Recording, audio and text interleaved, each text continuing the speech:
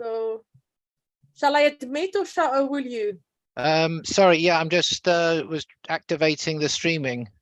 Yeah, I just saw that. That's yeah. It was a bit slow, so I hesitated. Yeah, Leanne, if you want to admit them, that's fine. I'll just make sure this is working. Yeah, so there's Cindy Camachos and Alex.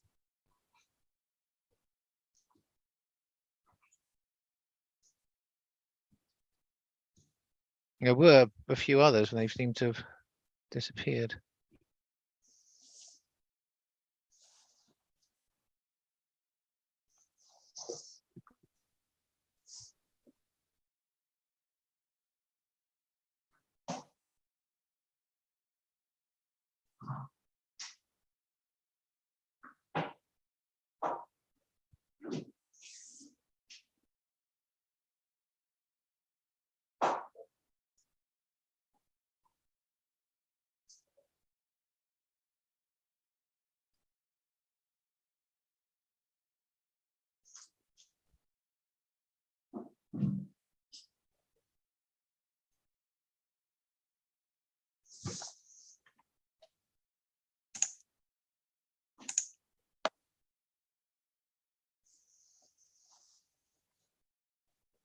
It seems that. Have you got people in the waiting room? Yeah, Yes. Honda is there. Who is going to be at meeting? Because. And Cindy Camachos. They're coming in now. Me, I've been doing that, but Leanna stepped in for me while I was doing something else.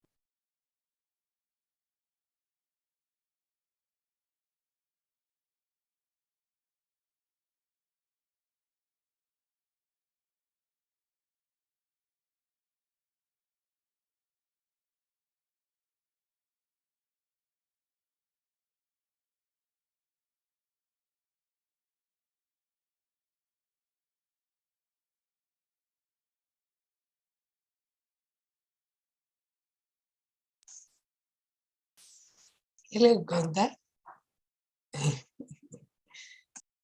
Γεια σας. Γεια σου, Gonda, welcome. Καλό βράδυ σε όλους. Τι κάνεις? Πολύ καλά, εσείς τι κάνετε? Καλά. Good to see you. Yes. Haven't seen you for some time. Yes, same here.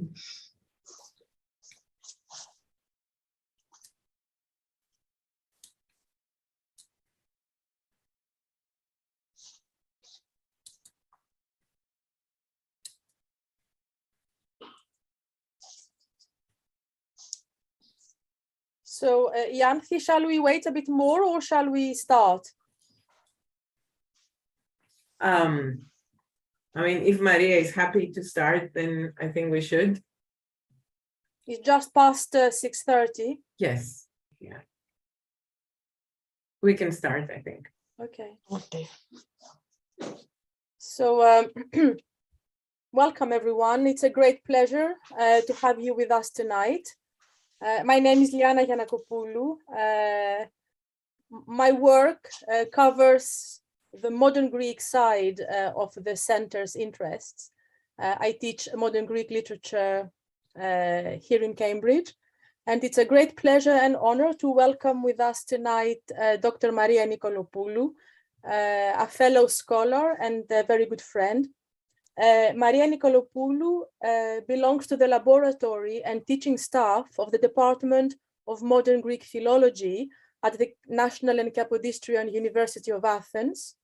She studied classics in the same university and then went on to obtain an MA and a PhD in modern Greek literature in the Department of Modern Greek Studies at King's College London under the supervision of Professor Roderick Beaton. Later, she was a fellow in comparative cultural studies of Harvard University Center for Hellenic Studies in Greece. That was in 2020 for a year. She has taught European and modern Greek literature at the University of Patras, at the Hellenic Open University. And her research interests include the reception of women's writing, the role of literature in the construction of memory of historical events, and her PhD is actually focusing on this type of writing. And finally, the role of periodicals in the history of ideas and the post-war avant-garde. So she's very well placed in a way to talk to us tonight about the cultural politics of the memory of the Asia Minor disaster in 1960s Greek prose fiction. So Maria, the floor is yours. Thank you very much, Jana, and everyone for inviting me. It's an honor to participate in the Greek dialogues online. And I wish I was, it was not online, but in person, but okay, we have to deal with this. The scope of this presentation is how literature in the 1960s contributed and shaped the memory of Asia Minor disaster, because of course the Greco-Turkish war from 1999 to 1922 and the defeat of the Greek army and the influx of the Asia Minor Greek Orthodox population in Greece as refugees constitute a traumatic and emblematic memory in Greek national narrative at the moment. And the commemorative events, the scientific conferences, the publications, the exhibitions, this very talk, point that out, but nevertheless, it has not always been a part of national narrative. In fact, in the interwar period, the refugee identity was an unheimlich, according in Homi Bhabha's term, a discomforting presence. And I will shortly present the reasons for that before going on to discuss the 1960s and the two main novels that shape the memory, which is Matomena Homata, or which has been translated as Farewell Anatolia by Didos Sotiriou, and Stu Hadjifragu by Kosmas Politis. I will now share my presentation.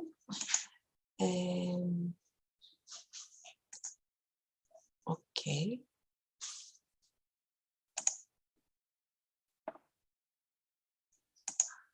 Can you see the whole screen now, or do you see the slides on the side? We can see the slides on the side. Okay, so I have to.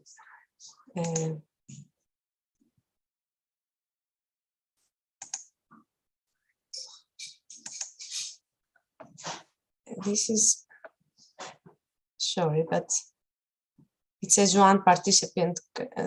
These are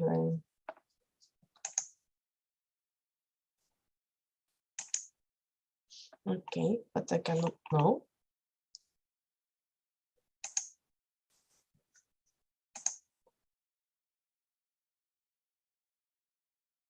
I don't know.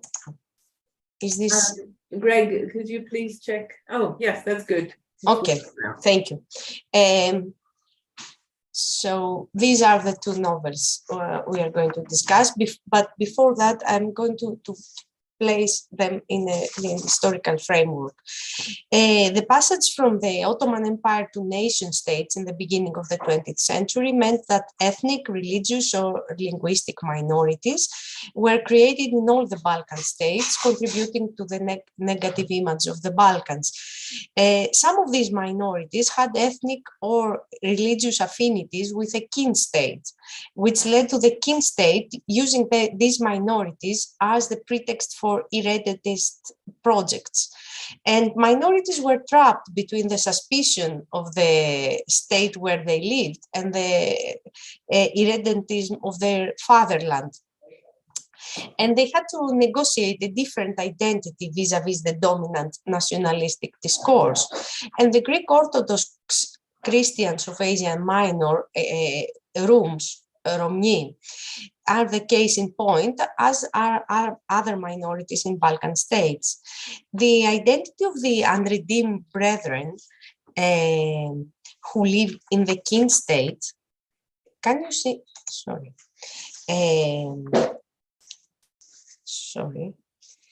and the refugee experience challenges essentialistic nationalistic discourses.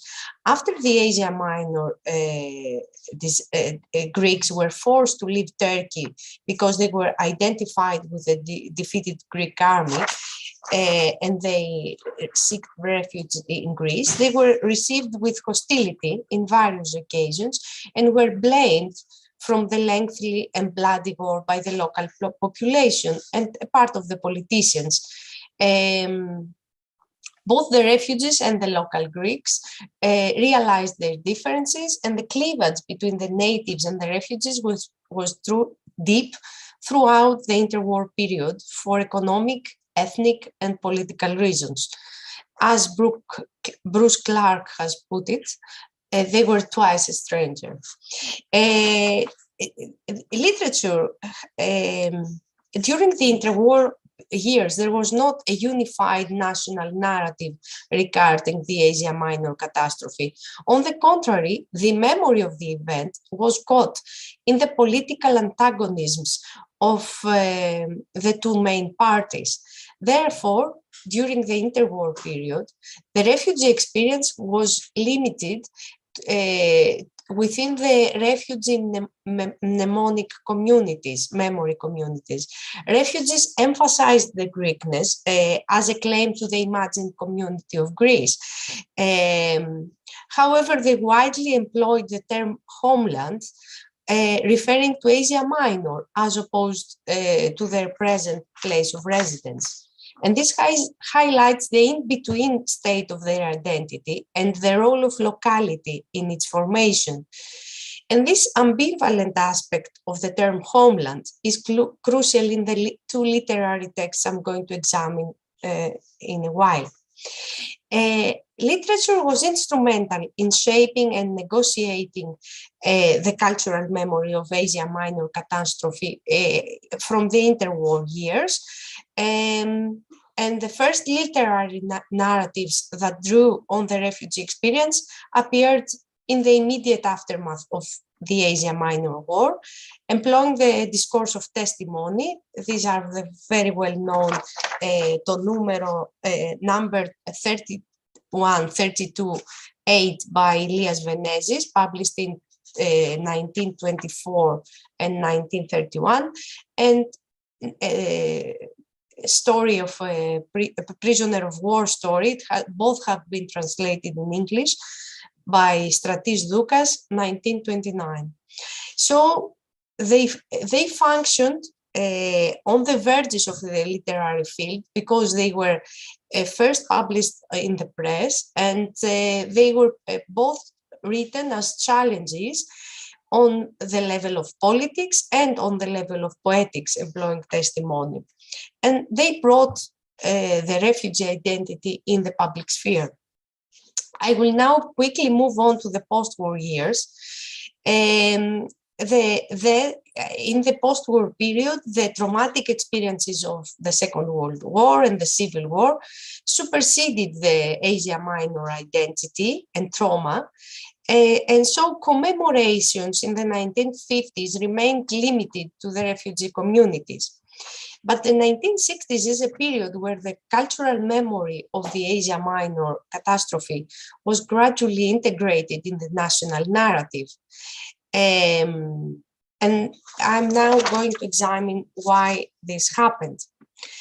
In the 1962, the commemoration became more public through articles in the press, magazine special issues, and the publication of the two novels examined. This section will examine how the memory was negotiated among different social and political groups. In the aftermath of the Civil War, the left was silenced politically and institutionally, and the same more or less happened with the narrative of the recent past. So the left could not touch upon the memory of the 1940s.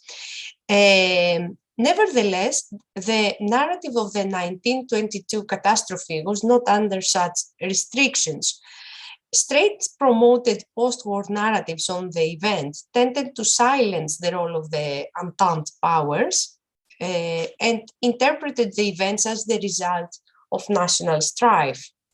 And moreover, they silenced the negative reception of refugees by the native Greeks and emphasized victimization.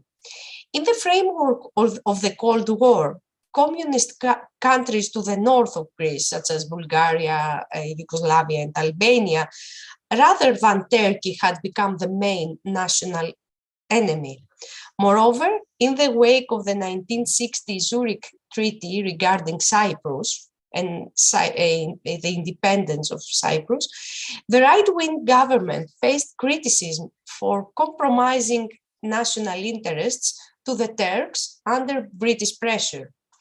Thus, the right-wing government, Karamanlis government, attempted to silence problems with Turkey, which had culminated in the 1955 with the riots against Istanbul Greeks, triggered by the tensions on the Cyprus issue. Therefore, the anniversary of the catastrophe was a very awkward case for the Karamanlis government. State institutions such as the University of the Academy of Athens did not commemorate it at all. And the only commemorated Bishop Chrysostomos of Smyrna, who had been lynched by the Turks in 1922.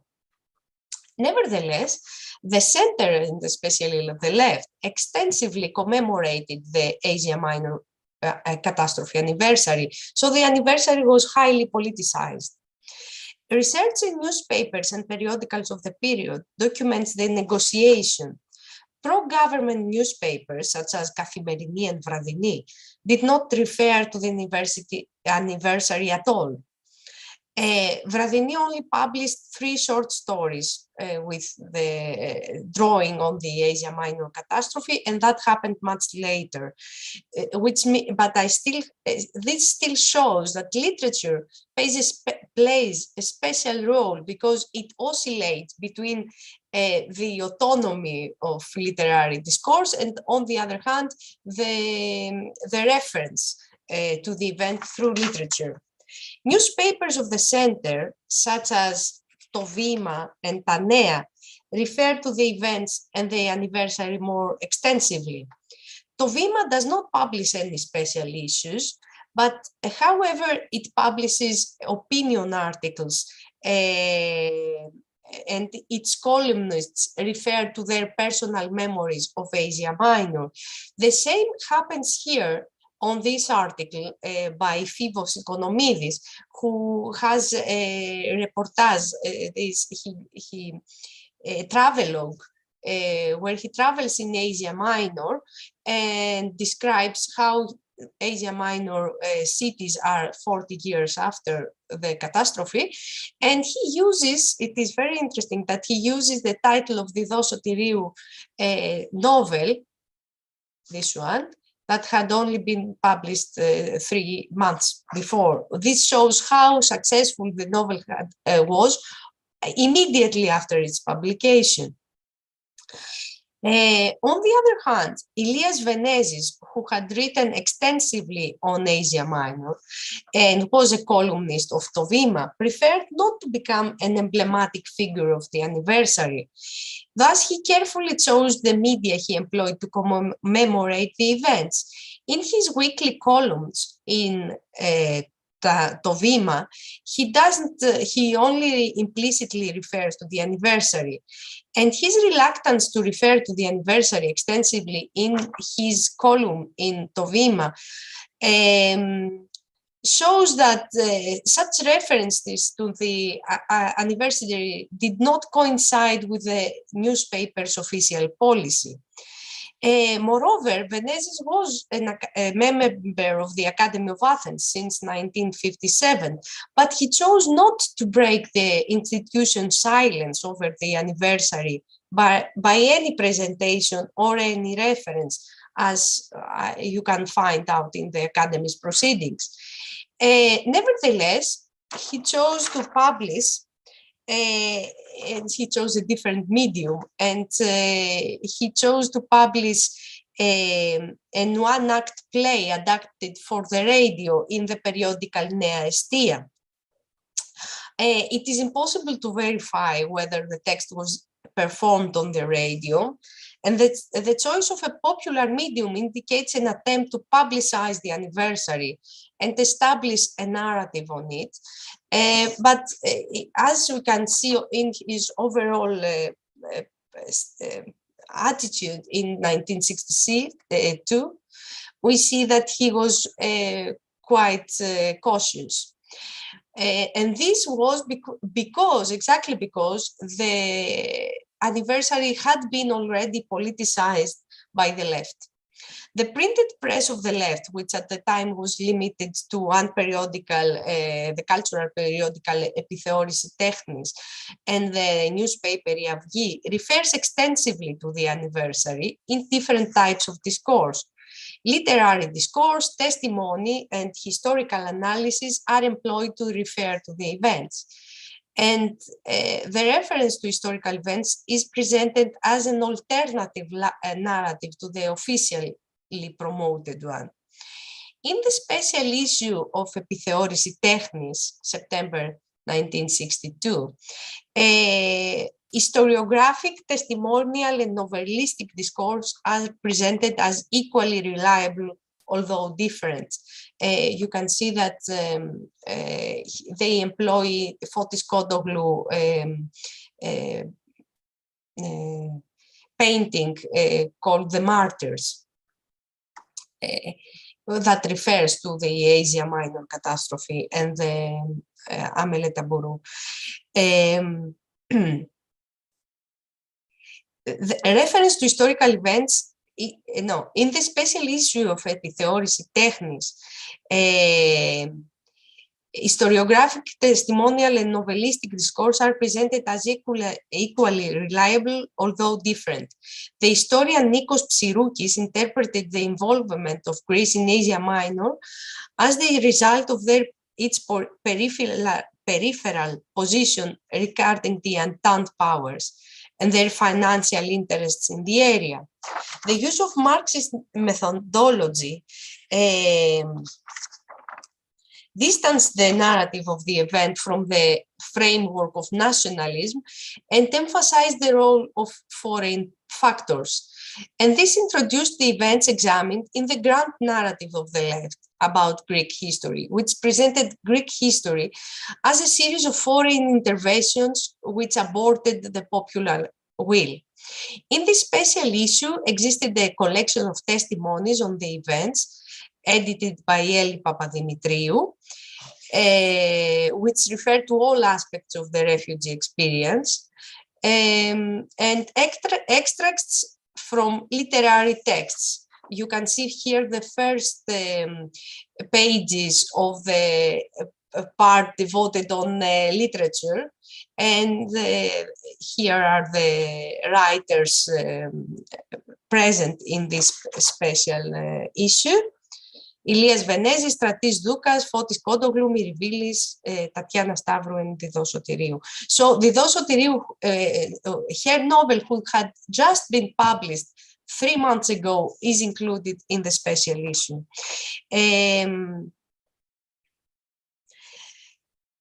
This combines, it's the concept that literature reflects social reality, and it's a useful tool to popularize historical narrative. And this combines Marxist aesthetics, which shape the theoretical framework employed by the periodical, with the notion of the moral and public role of national literature as a medium for the construction of national consciousness, which was already used in the 19th century. In the articles dedicated to the anniversary in the newspaper Αυγή, novelistic, testimonial and historiographic discourse, which in the Επιθεώρηση τέχνης special issue had been separated, here in the article by Διδό Σωτηρίου, under the title The Asia Minor Tempest, the 3 types of discourse, novelistic, testimonial, and historiographic, coexist and interact. In these articles, Διδό Σωτηρίου, who was also a journalist, amalgamates historical analysis with narratives of her own experience of life in Asia Minor and testimonies of others, attempting to transfer the authenticity traditionally attributed to testimony to the entire text. Her articles adopt Psirouki's Marxist interpretation of events, and this is appropriate to the function of this article, which popularizes history in a polemical tone and explicit parallelisms to the present, establishing a continuum between Asia Minor catastrophe, the Second World War, and present politics. And such parallelisms accentuate the political and ideological function of the anniversary for the left. In this overview of the printed press, there is a particular case which cannot be examined in purely political terms, and this is the weekly general interest magazine Tachydromos, under the direction of Giorgos Savvidis, the very well-known philologist and university professor, before he became a university professor, and his wife Lena Savvidi, which combined socialite news with literary text by prominent writers and had a very wide audience as a general interest magazine. Stu Hadjifragu by Kosmas Politis, the novel was published in installments in this magazine, illustrated with the fairy-tale-like sketches of a young avant-garde painter, Minos Argyrakis. And I don't have the time here to discuss the illustration, but perhaps we can do it later in the discussion. The choice of Tachydromos for the publication of the novel already constructs a different framework for the function of the text in the anniversary. Kosmas Politis, the widely recognized interwar writer, worked as a translator in Tachydromos. Although he had stopped publishing for almost 2 decades, he started writing again, encouraged by Savvidis, who paid him for his own literary texts rather than his translations. And the owner of the magazine, Christos Lambrakis, who was the brother-in-law of Giorgos Savvidis, has stated how he sees politics and culture connected. When he wrote to the Congress for Cultural Freedom in 1962, asking for financing for the publication of the periodical Epoches, he wrote, "Politics and culture are closely connected. A political concept of culture, and at the same time, a concept of politics that emphasizes its educating function. In the divisive political climate of the 1962 anniversary, although the newspapers of the Lambrakis group, Vima και Νέα, participated only through opinion articles, the publication of Stu Hadzifragu constitutes both a contribution to the commemorative events through literature and a political gesture, both for the writer and the magazine. Nevertheless, as I will try to show in the next section, the text is quite complex and the political message has multiple levels. To conclude this section, the function of the 1962 anniversary, the Greek political and cultural landscape shows that the public memory of the catastrophe became the enjeu of political and social sides. And the left produced a new narrative of events based on Marxist methodology and connected it with a discourse of testimony, creating a sense of authenticity and intimacy of experience. So this made the catastrophe a fertile ground for an ideological reading of the past. In this framework, the text published in 1962 with reference to life in Asia Minor consciously participated to the construction of the public memory of the event. So they functioned in the tradition of national literature, where the novel, and especially the novel of historical content, it was used for national self-knowledge and the establishment of national identity through didacticism.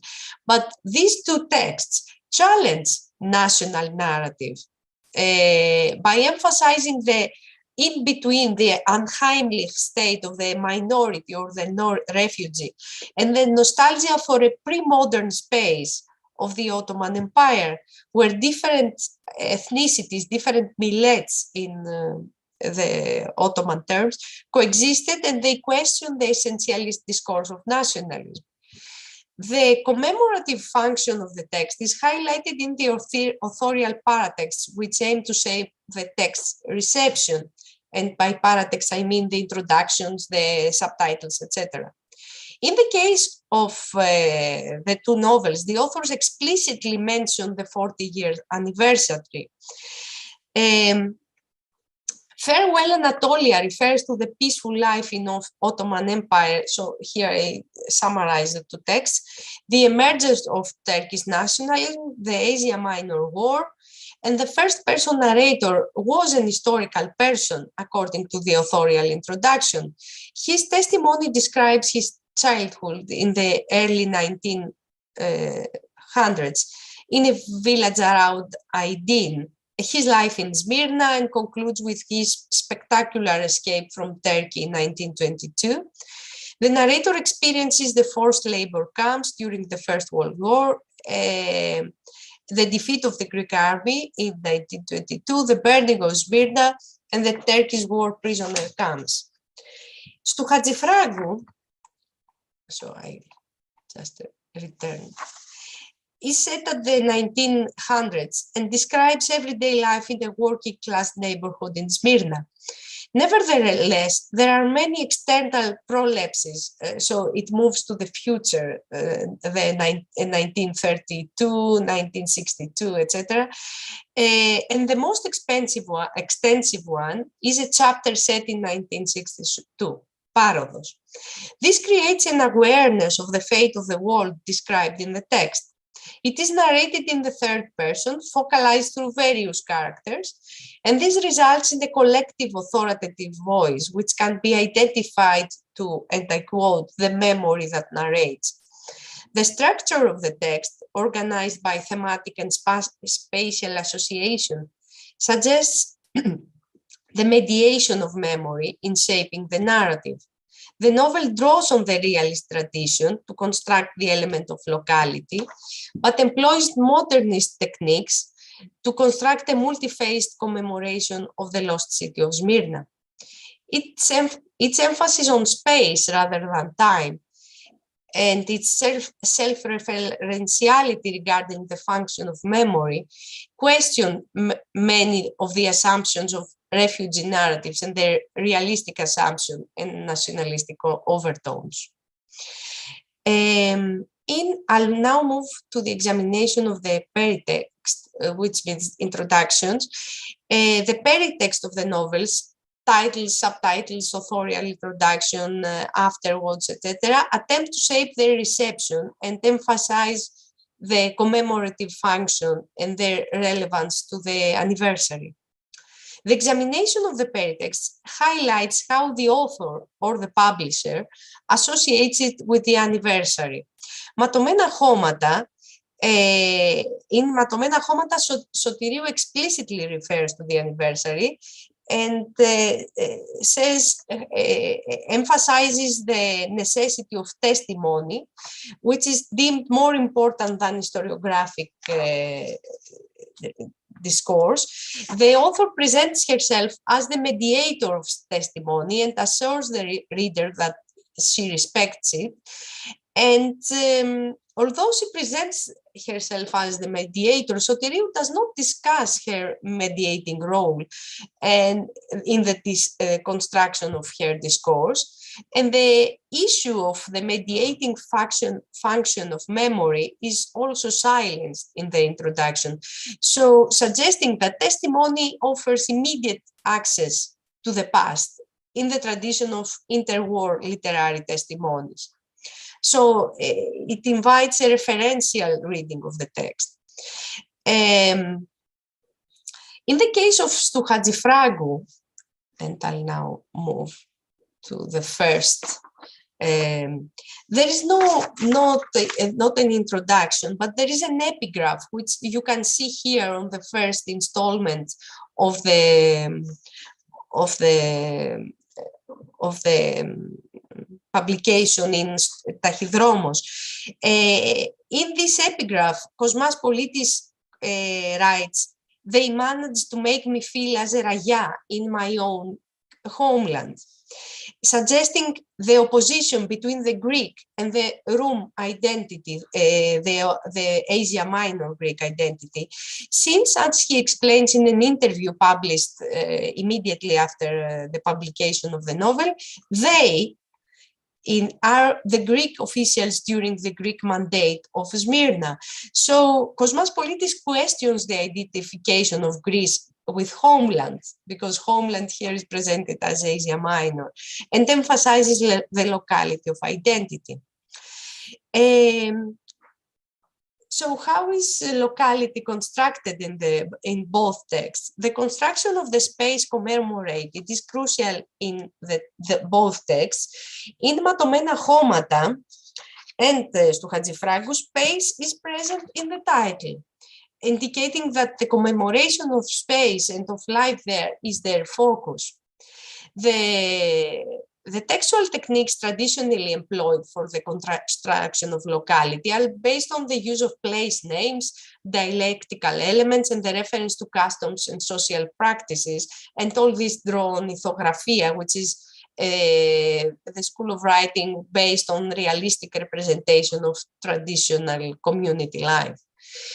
The use of place names is crucial for the construction of locality in the narratives, and the space becomes a palimpsest, because the same geographical location often has two or more place names of different origin.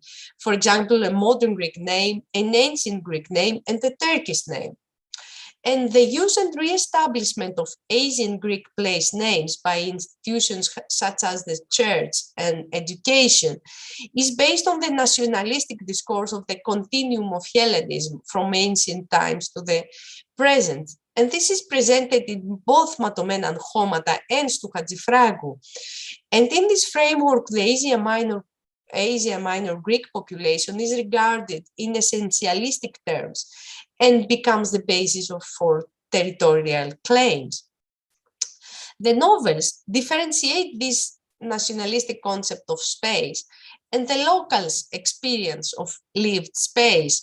Room characters are ambivalent I mean Asia Minor Greek characters, are ambivalent about this projection of identity on the landscape they experience. And this attitude towards the discourse of nationalism constitutes the basis for the unheimlich, the in-between status of the minority towards the kin state.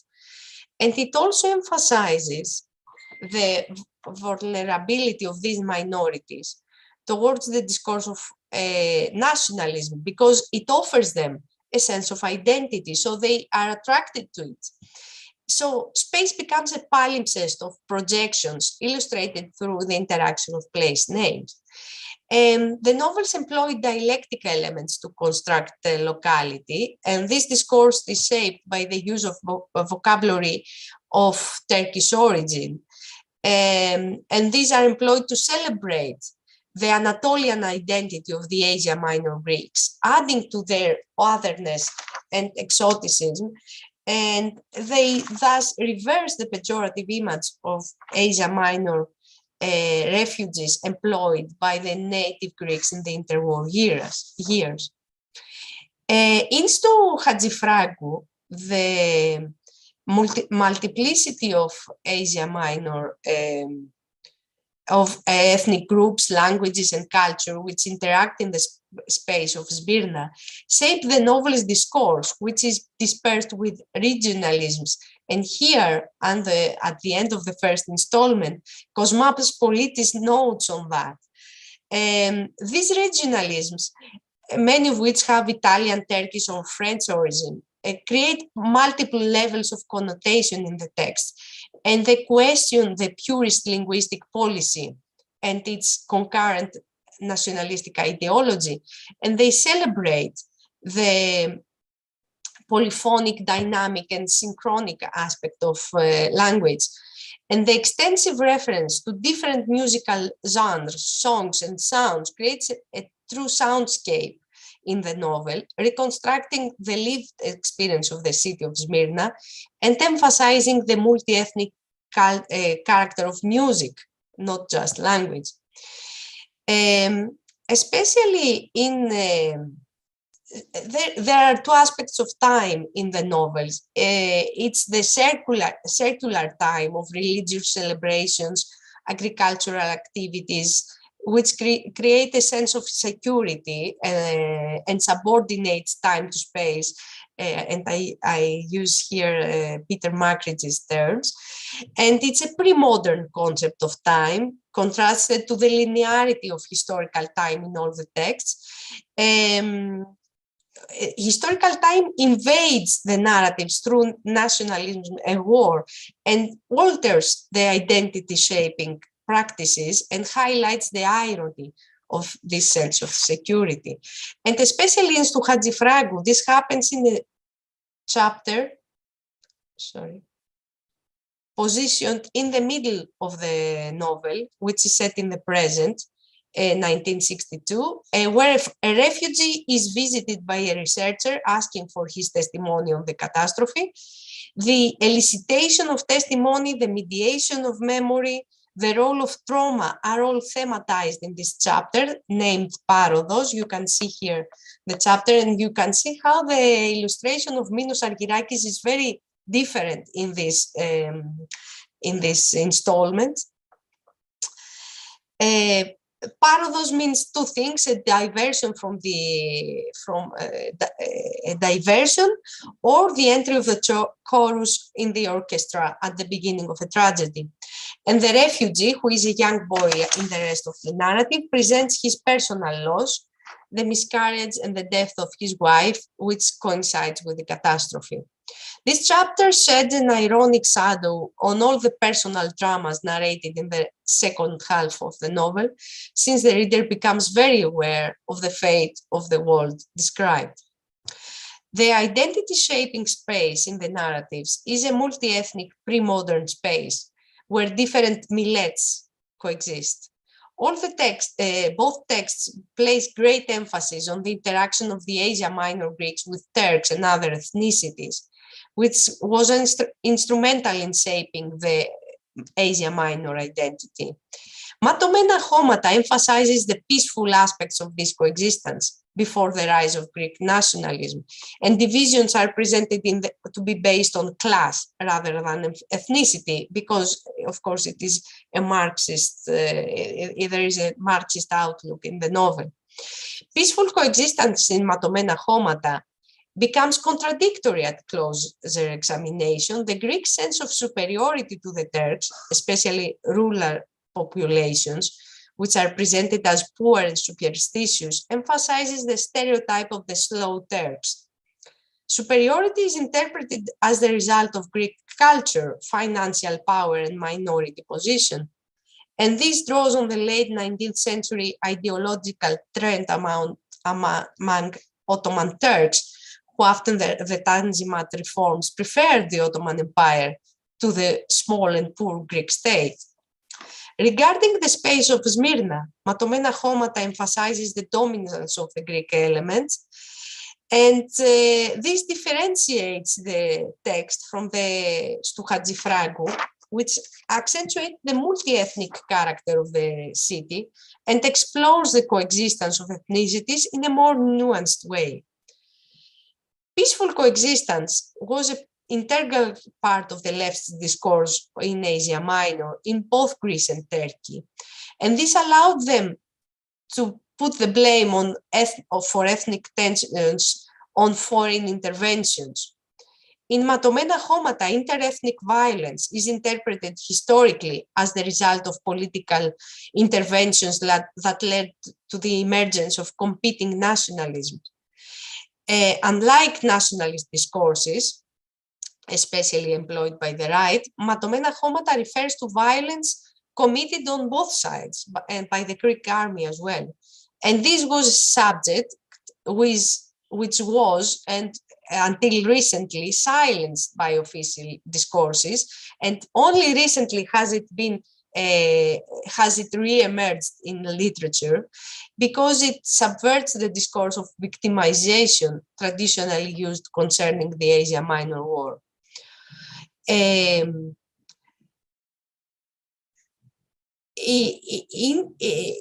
Stouhadzifragu, there is a Stouhadzifragu explicitly distinguishes between the Rum identity, the Asia Minor identity, and the one projected on Asia Minor Greeks by nationalistic discourse. The novel questions the discourse of the peaceful coexistence, and tension between ethnicities is highlighted. Spatial segregation of ethnicities is emphasized.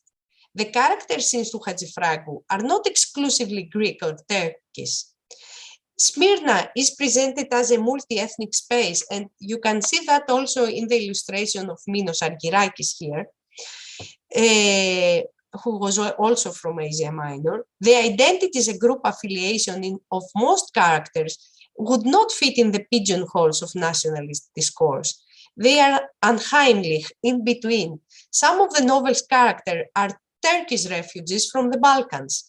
Thus, Stouhadzifragu relativizes the Greek refugee experience, but it does not, it relativizes it, but it does not suppress it, or it emphasizes that in similar cases, it resulted from the emergence of competing nationalisms in the Balkans. And in this way, the text subverts the discourse of victimization that characterized the official anniversary discourse. Having examined the techniques that construct the element of locality and identity in the text, the issue of their function in the framework of the anniversary arises, and each text functions from a different perspective.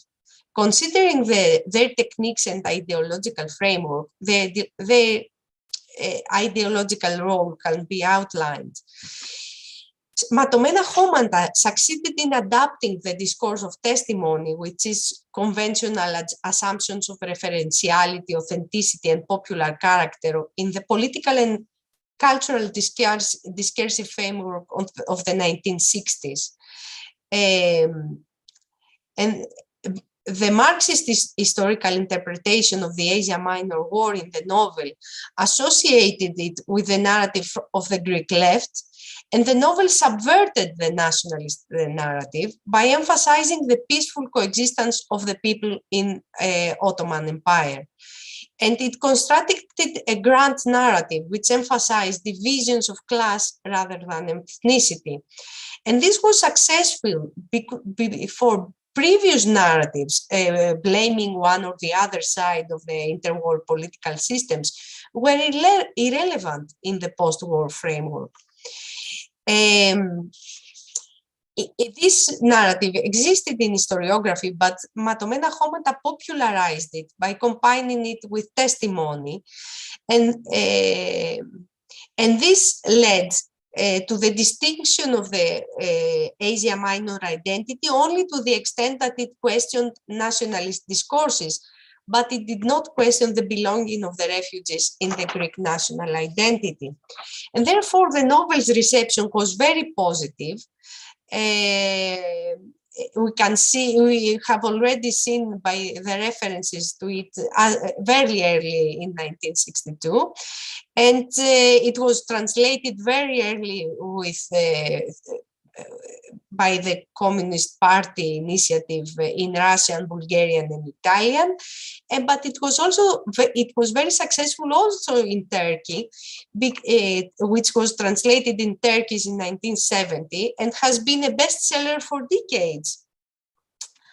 Despite the attempt of the Turkish military dictatorship to prevent it to suppress it in 1982. The novel has set a blueprint for the Greek-Turkish relations in political and journalistic discourses in both countries, especially for the left of the Turkish political spectrum. Stu Hadjifragu consciously participates in the anniversary. However, its narrative emphasizes space and everyday life rather than historical narrative. And unlike Matomena Homata, this novel does not attempt to construct a grand narrative of the past. It explicitly attacks the discourses of nationalism and irredentism through the celebration of the Asia Minor identity, the universalization of the refugee experience, and the emphasis on the multi-ethnic character of Smyrna. The text's complex techniques and the multi-layered construction of space and identities led to the critical acclaim from all ideological sides and aesthetic schools, although it was not as well read as Matomena Homata, and the subversive character of its thematics could be the explanation. The novel has also been translated in Turkish in 1994, and unfortunately it has not been translated in English. To conclude, the 40-year anniversary was a turning point regarding the cultural memory of the Asia Minor catastrophe. Based on the cultural and political circumstances of the period, the left constructed a grand narrative that questioned nationalist discourses and emphasized the peaceful coexistence of millets in the pre-modern space of the empire. The novels examined here interacted with this narrative from different perspectives. Asia Minor identity is celebrated in the novels. Life in Asia Minor is presented as a positive alternative to the Greek state and its defects. And these texts contributed to a great extent to the contemporary positive image of Asia Minor Greeks. It is noteworthy, however, that the differentiation between Rooms and Greeks, Romni, Hellenes, which is also so emphatically presented in Stu Hadjifragu, never became part of this image. On the other hand, the more conventional grand narrative of Farewell Anatolia, which was more in line with the left official policy, has been predominant from the 1960s to the present day and has overcome the limits of the left. I think now it is recognized by the whole political spectrum. Thank you very much. I hope, and I hope we can continue. Yeah, this was a fascinating presentation. I mean, you really explained quite lucidly the reception and manipulation, I would say, of the Asia Minor disaster in Greek political life from the 60s onwards. I mean, I thought extensively when you were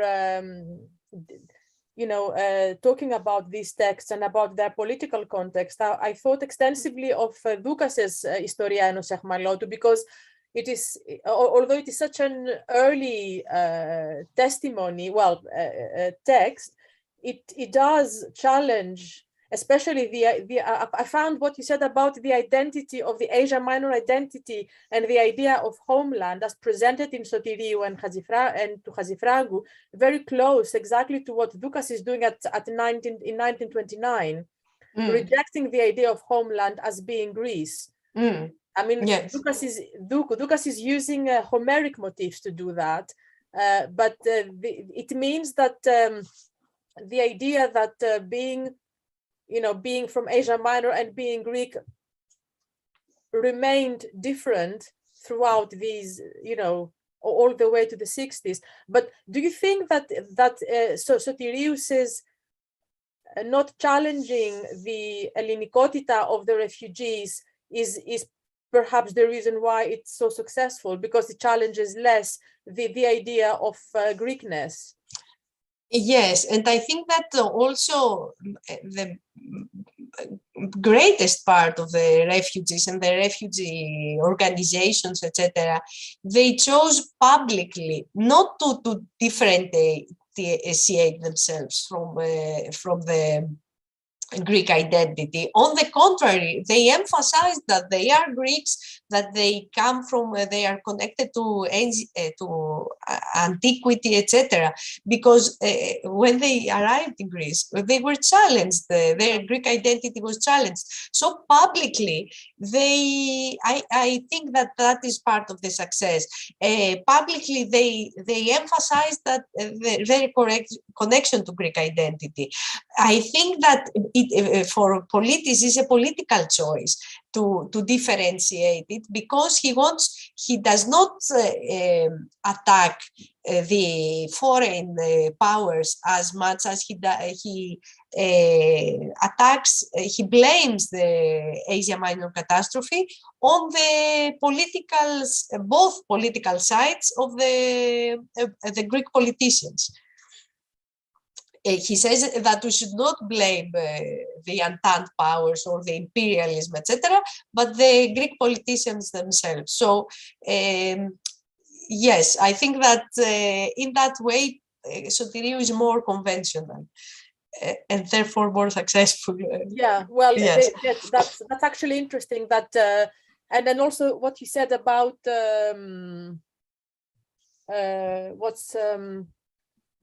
Venezis, for example, who again did not challenge.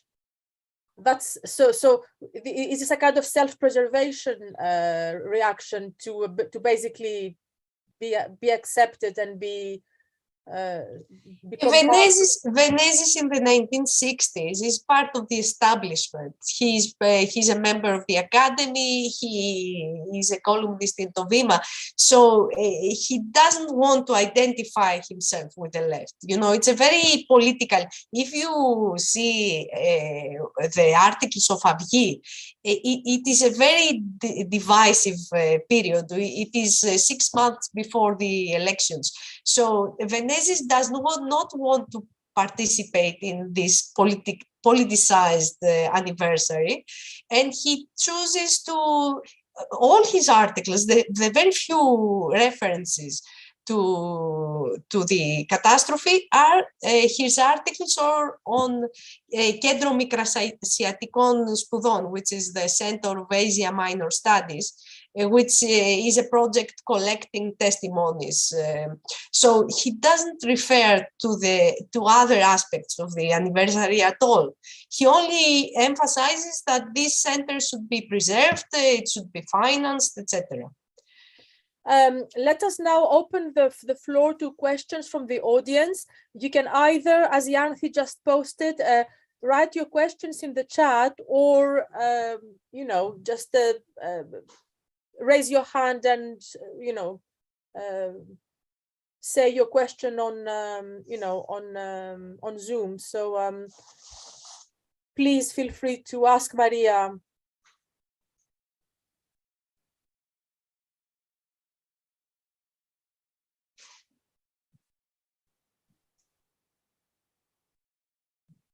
If I may.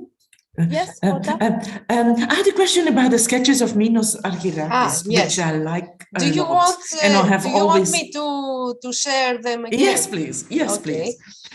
There is so much detail there, and so I kind of wonder. I mean, this is so there is so much detail there. It's almost like, and there is also an irony in it. There's kind of an irreverent quality to the characters. Yes, but it's all in black and white. It's consistently all in black and white, which lends itself very well to kind of illustrations in a publication. But do we have any kind of examples of Argyrakis putting the world back in color again? Or is there kind of a nostalgia associated with that choice of black and white, as if, the pain lives on in a black and whiteness rather than live I think in color? that black and white is also a technical, Sure. issue, since it is most of the illustrations in Tachydromos at that time are in black and white. In later years, there is color on the covers, but not inside.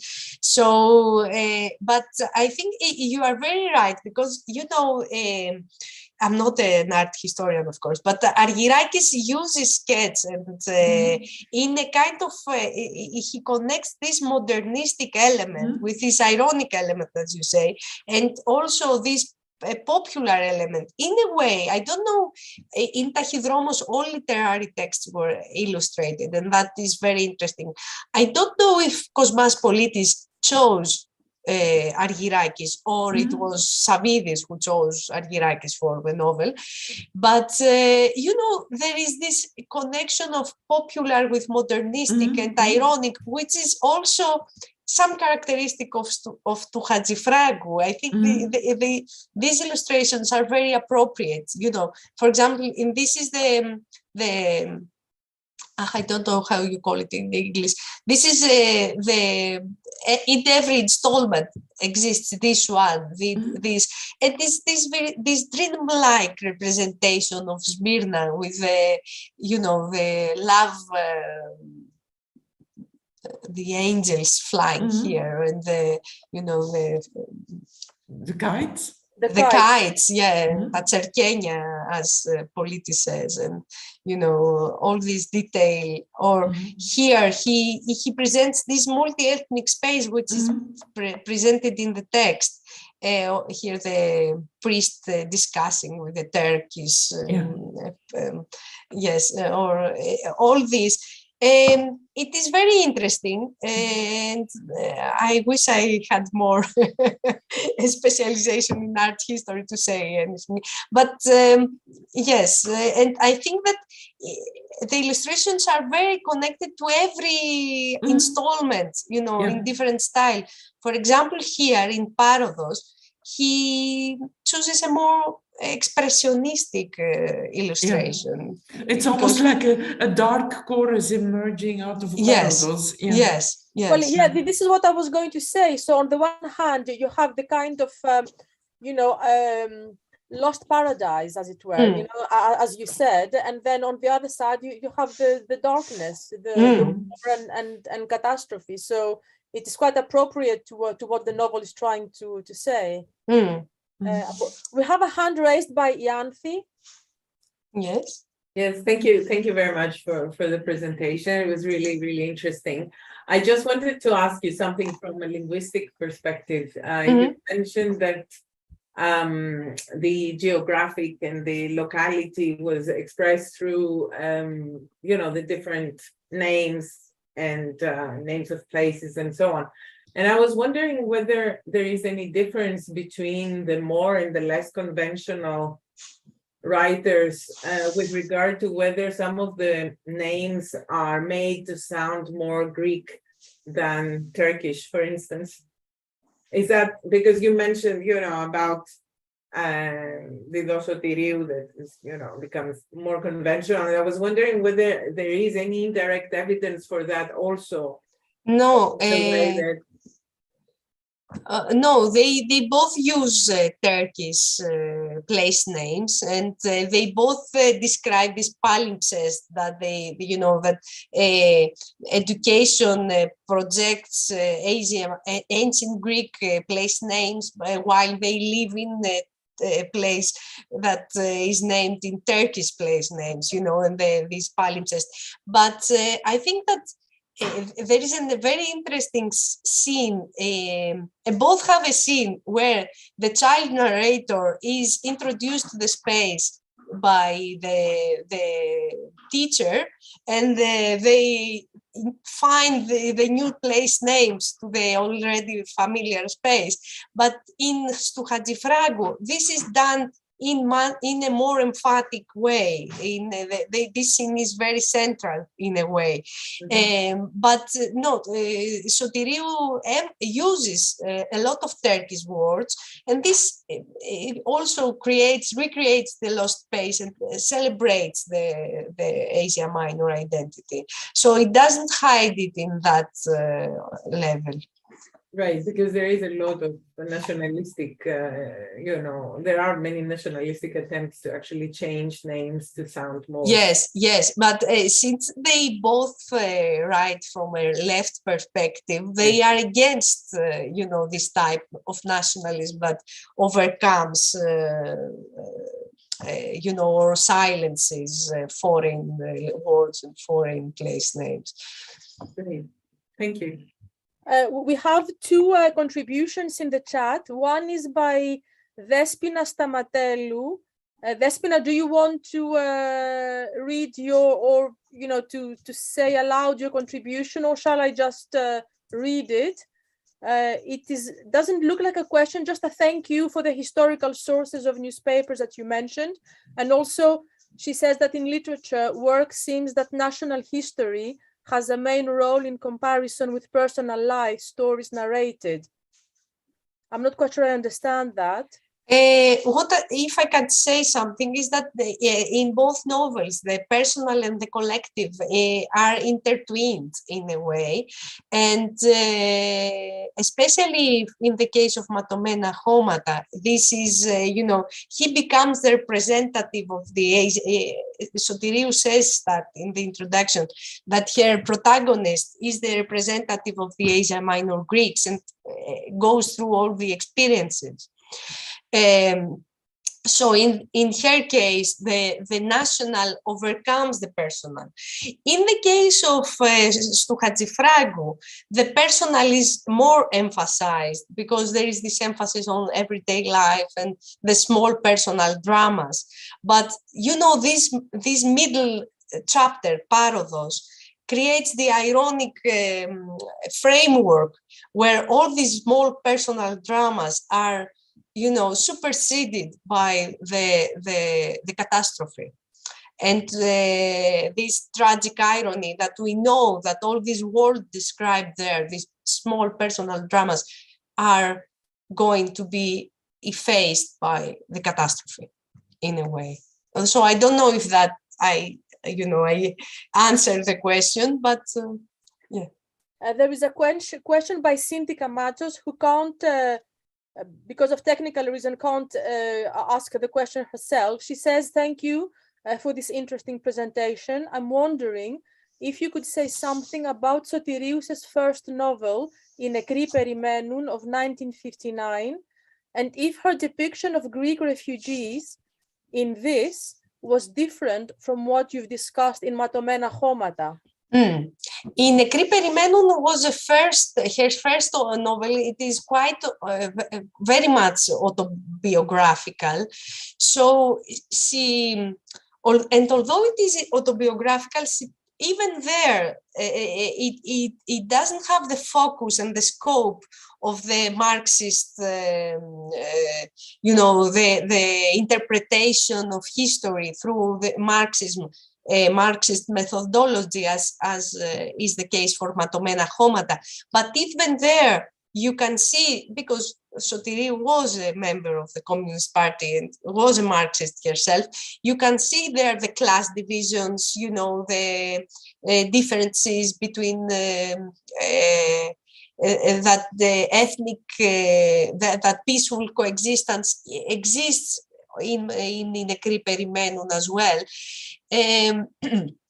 The representation, and perhaps there the differences between the Asia Minor Greeks and the Greeks, the Greek state, they are a bit more emphasized there. Not to the extent that Kosmas Politis does, but you know, since she describes in Nekri Perimenun, she describes how the refugees are arriving in Athens and how they are, the hostility they face.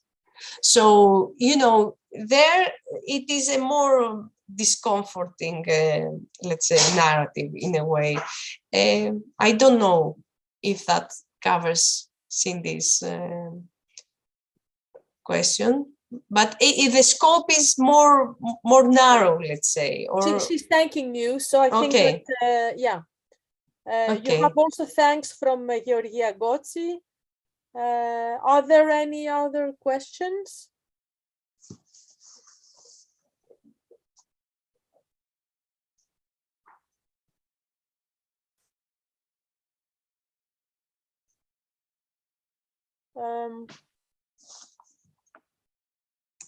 So perhaps we can. Can I make a question? Yes, of course. I've been trying. Absolutely. Hello, I've been trying to raise my hand, but it doesn't seem to stay raised Okay, long yeah. enough to. I just want thank you, Maria, for a very, very interesting talk. I just wanted to ask you about current days in Greece, given the heightened tensions between Turkey and Greece currently. I wondered how these narratives and publications are thought about in Greece today. Matomena Homata has been, you know, a bestseller for decades. And so, although it does not emphasize nationalism, I think that, you know, it describes this peaceful coexistence and that nationalism is a negative thing. I don't think it is read now as a, you know, the par excellence narrative about Asia Minor. So I don't think, and you can still, because the idea that exists in the novel that, you know, governments are something different from people and people can feel peacefully coexist despite the antagonism, the government antagonism. You can hear that as well, but nationalism is also exists. I cannot say that it does not exist, but I don't think these novels are attacked or whoever questioned. No, they're not yes, diminished. no. Kosmas Politis novel has a more limited, limited public, and because it is a more complex novel in a way. You know, it's not as realistic. It has this language that has a lot of dialectical elements. So it is and has always been addressed to a more narrow public, let's say. I don't know. Thank you. What can I just add something? You know, some years ago there was this book, a history book war in Greece. I think it was 1907 or something, when the history book addressed for the 12-year-olds toned down the Asia Minor catastrophe, and there was this nationalistic attack on, on the writer, and the book was taken away from the schools, etc., etc. It is very interesting. At the time, there was a right-wing government. Karamanlis, not the old Karamanlis, but his nephew. The government, in a way to calm down the Asia Minor organizations, saying that the book does justice to the trauma of the Asia Minor, decided that Batomena Homata, Farewell Anatolia, should be, given away to the students, the 12-year-old students, to study as a recuperation for the bad, school book, which is very interesting. That's why I say that, it has overcome the limits of the left and has become a national narrative, because it presents the trauma, but in a way that is considered that it is not full of hate. And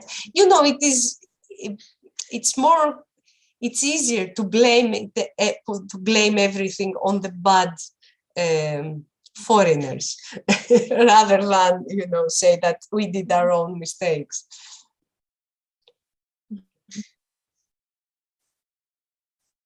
Wow, so giving away the literature to make up for the historical narrative, for the faults of the history book. Yes. Right, okay. Yeah. Any other questions? Any hand that can't be raised? You can just speak up.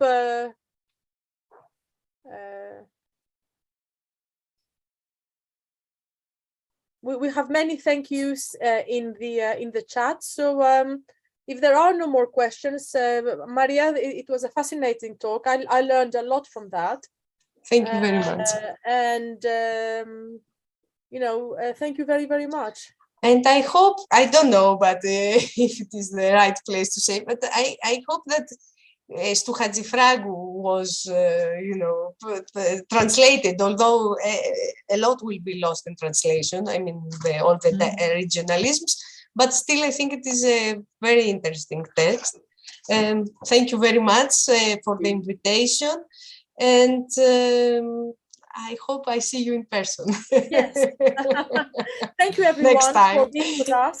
Thank you. Bye. Thank you. Bye. Good night. Good night.